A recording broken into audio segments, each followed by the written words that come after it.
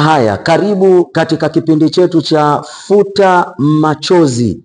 Karibu sana sana sana sana. Takriban kama siku 13, 14 tulikuwa hatuko hewani.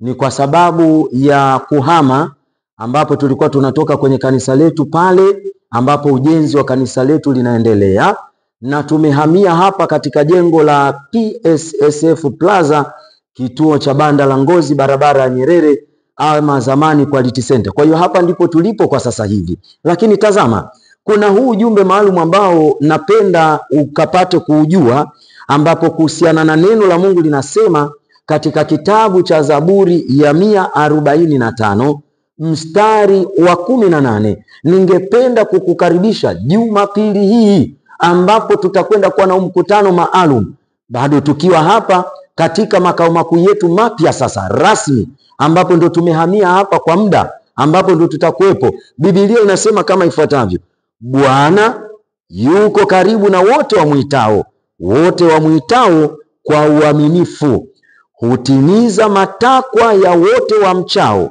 na pia husikiliza kilio chao na huwaokoa. Kwa hiyo Biblia inasema kwamba wale wanaomuita Mungu kwa uaminifu, wanaoliitia jina lake, yeye yuko tayari kuwaokoa, yeye yuko tayari kuwatoa katika matatizo aliyokuwa nayo. Ndiyo maana napenda kukukaribisha Jumapili hii uje katika madhabahu yetu, ibada ya saa 1 asubuhi ama ibada ya saa 4 asubuhi, ambapo tutakuja kumuita Yesu aokoe maisha yetu, aokoe familia zetu, aokoe ndoa zetu, aokoe afya zetu, aokoe biashara yako ambayo pengine ni mtu ambaye umeshuka chini kiuchumi. Kwa hiyo twende tumombe Mungu akuokoe, akuinue juu tena. Kwa hiyo napenda kukaribisha Jumapili, njoo usikose, na Mungu ataenda kufanya hivi alivyoahidi katika neno lake. Makao makuu ya kanisa la Universal of Ufalme wa Mungu, kama nilivyokuambia mwanzoni, tumetoka pale barabara ya Chang'ombe, tumehamia sasa barabara ya Nyerere,